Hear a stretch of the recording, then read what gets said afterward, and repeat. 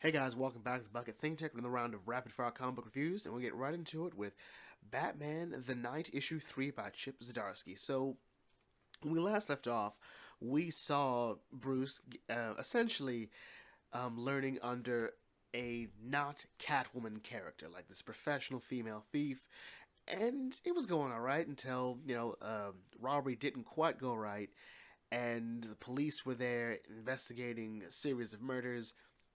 And when they finally got back home, they were encountered by Henry Ducard.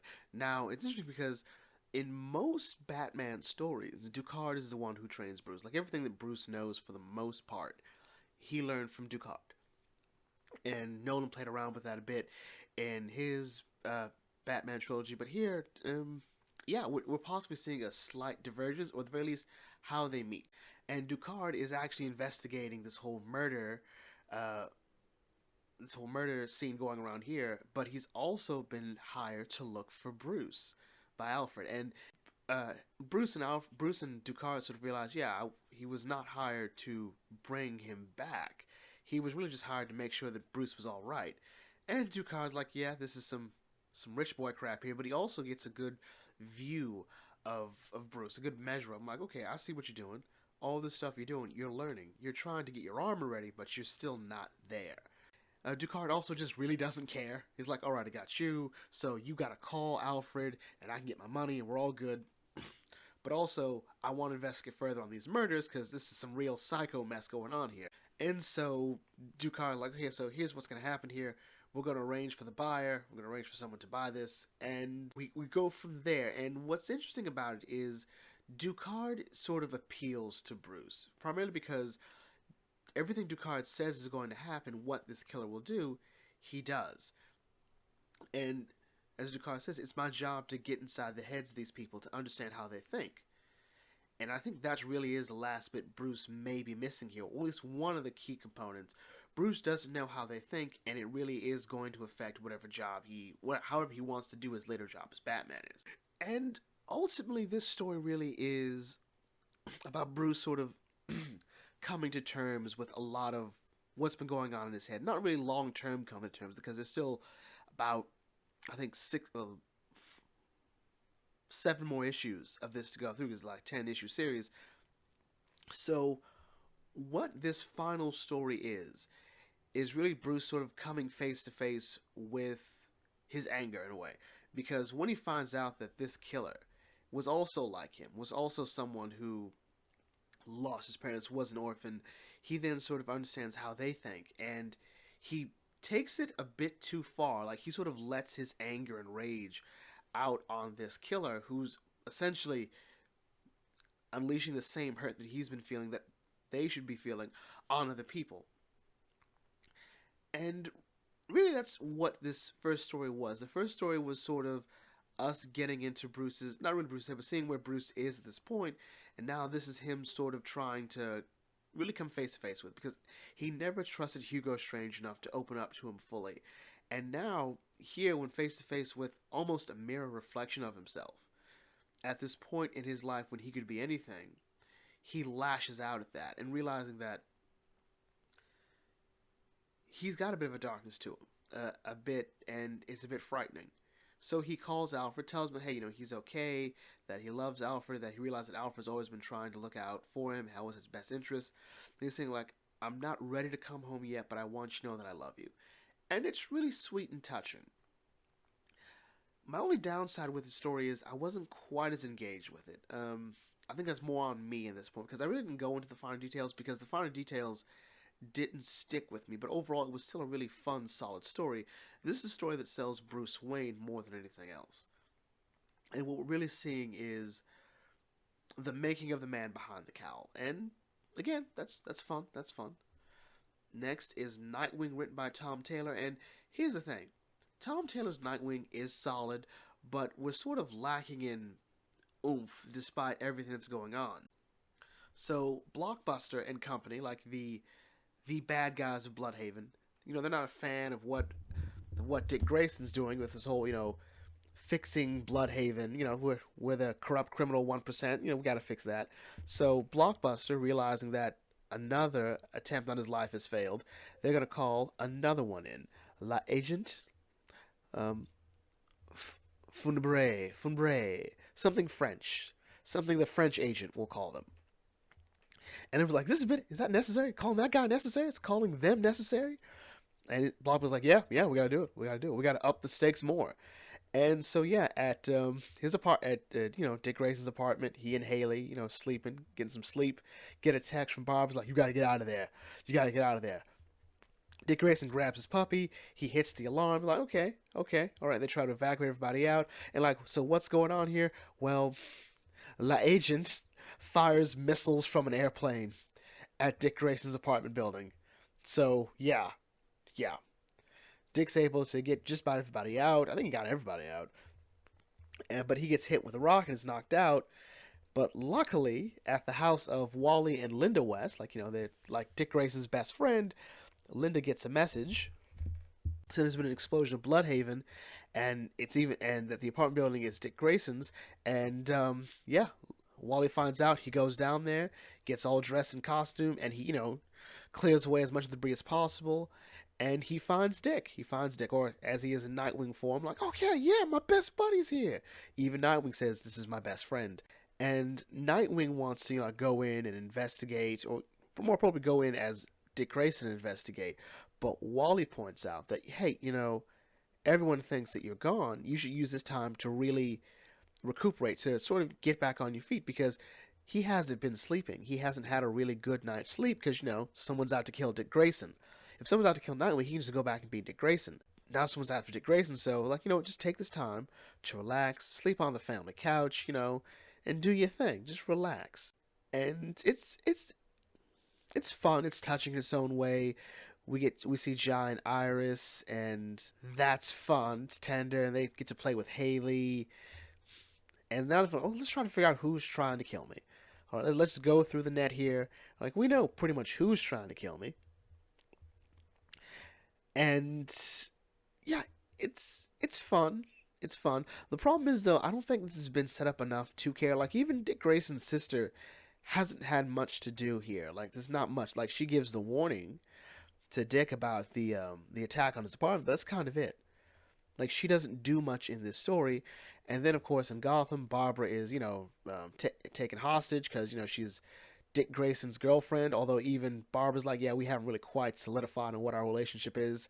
Still, it's almost like if we say it, then it's going to happen, and then it's going to not happen, because comic books, I don't know. So she contacts Dick and Wally, and they're like, well, hey, let's go down there. Let's go break them out. It's like, wait a minute. We don't have to make a scene breaking them out. I'm Nightwing. You're the Flash. We can get in there and not have any of them know. So it turns out the person who's helping out is also the KG Beast. And, Nightwing and Flash have a history with KG Beast. Or actually, Nightwing does. Because in the events of Tom King's Batman, the KGB shot Nightwing in the head.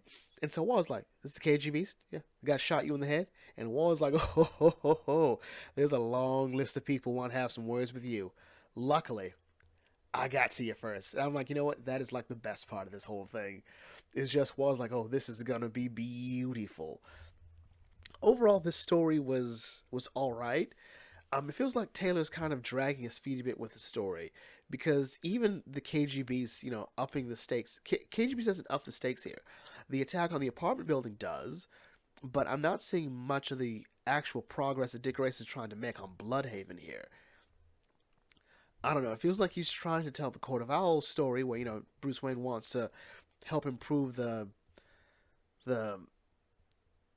suburbs of Gotham City, the poor neighborhoods, but the Court of Owls doesn't want that to happen, so they push Bruce to his limit here.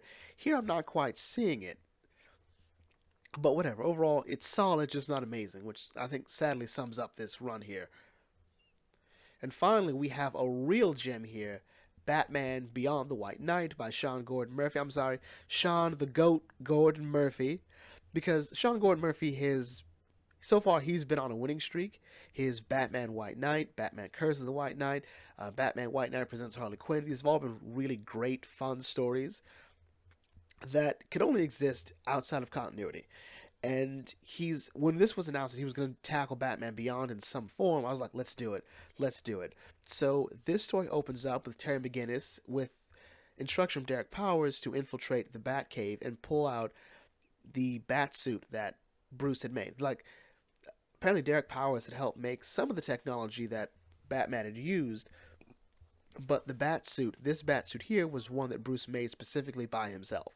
So they have the suit, they escape, and in this continuity, for those that don't know, to keep it as short and concise as possible, Bruce Wayne has sort of come forward, revealed that he's Batman, and has essentially turned himself in and given his company and his assets to Gotham City to help, fix the city, realizing that Batman has done more harm than good. It's an argument that only really works in this continuity, but whatever. So currently, Jean-Paul Valley has a cult following because of the events of Curse of the White Knight, where it turns out that Azrael is actually the real Wayne, and that Bruce is actually a descendant of the guy that killed the Wayne family and took their name. Bruce comes in and he breaks it up, frees the hostage being Jason Todd, because Jason Todd, White Knight's Batman is weird and hilarious, and if you weren't there from the beginning, there's some stuff you miss out on, but it doesn't matter, it's going to be good. So Bruce is able to defuse the situation by pointing out that, he killed Azrael, but he also brought Azrael back and gave him some of his blood, ergo, Azrael has Bruce's blood. So even if he's not a Wayne, the actual descendant of Wayne has his blood in him. So technically he's a Wayne. That's enough for the cult. They give Jason back. And what's a really cool moment here, which I think really made this book worth reading already, was the conversation Bruce and Jason have. In this continuity, Jason Todd is the first Robin. Why does that matter? Kind of does and kind of doesn't. What Bruce says is that, over the years I've spent here in the cell, he's been reading, reflecting, meditating, trying to figure out where it all went wrong as Batman, and he thinks it started with Jason. And he's not saying that it was because I took you in, or because I trained you. No. Training you was the best way to help you harness that rage, and allowing you to become Robin wasn't a mistake either. He said, I loved you like a brother, and that was my biggest mistake, because what you really needed was a father. Same with Dick, Barbara, Tim. I didn't even know Tim was Robin in this continuity. As far as I knew, it stopped at Dick. What happened to Tim? I think I missed Tim. He might have already been in the book. Whatever. And when Bruce says, that's what you all wanted, and he never really appreciated that. He never could be that. Bruce was still just a kid. He, in his own way, he never quite grew into being the mentor figure. He wasn't capable of doing that. And that it wasn't just the Joker that took Jason away, it was in part Bruce as well.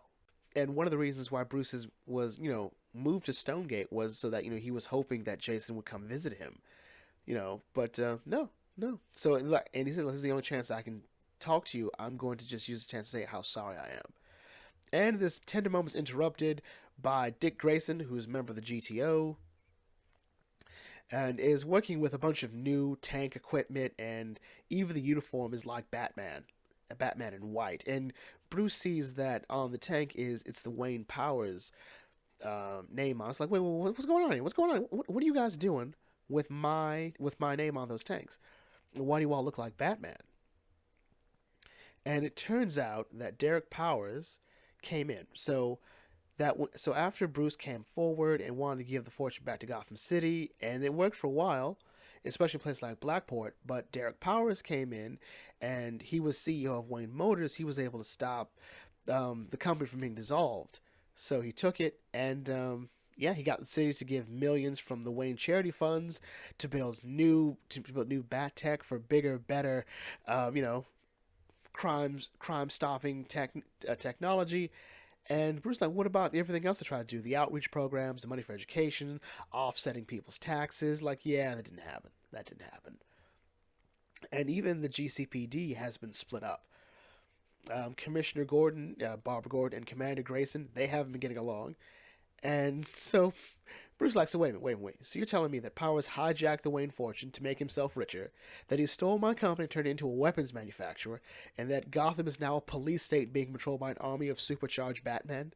And Duke's nope, yeah, but hold on, there's more. So some guy came and took this suit from Wayne Manor, and Bruce is like, oh no, not that suit. Oh, not that suit. We're in trouble.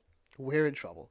And then we cut to Harley. So Harley honestly was one of the standout characters of Sean Gore Murphy's White Knight. In a lot of ways, I think this was like the best possible ending for Harley's story. Not saying like she dies in this issue, but Murphy's approach to her, I think, is really great.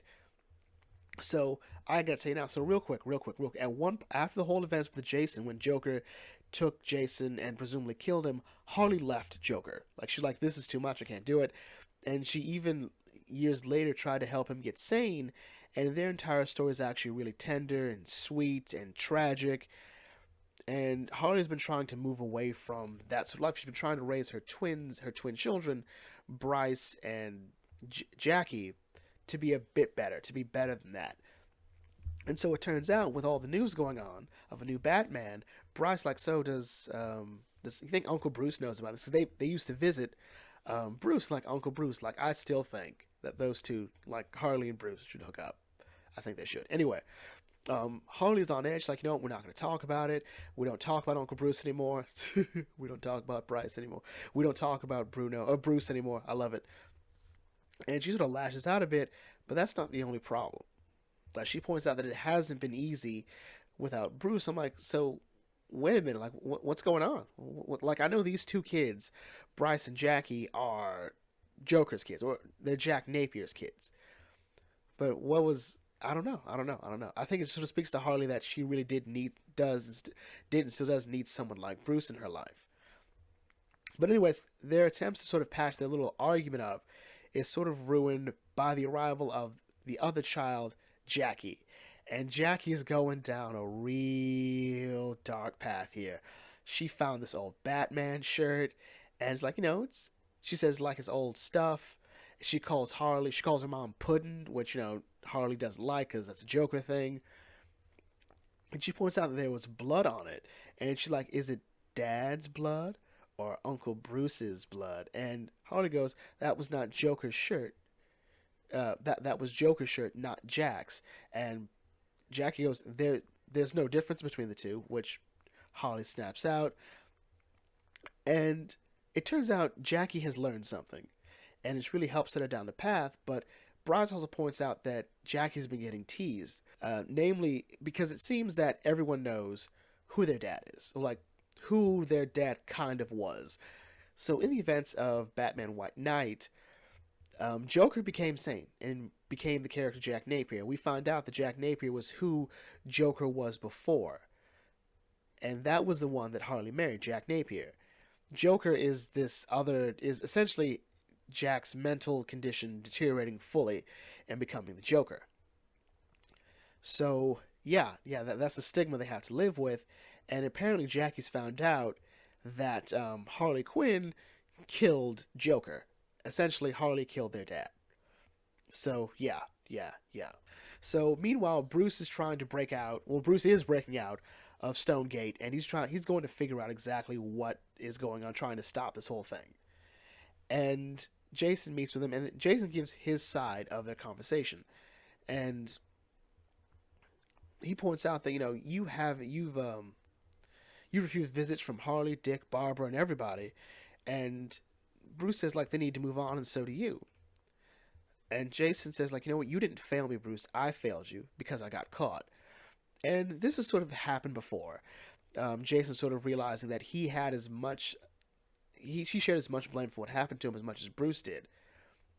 And there's some truth to that as well. But Jason does blame him for a lot. He blames himself for breaking, for letting Joker get inside his head, and for lashing out the way he did when he found out that Bruce had moved on with Dick. And he just sort of, like, Jason sort of ran off then. Like, he just took whatever jobs he could, whether it's a brawler, a bodyguard, a collector, a soldier, whatever paid the bills. And he also wants to apologize for it.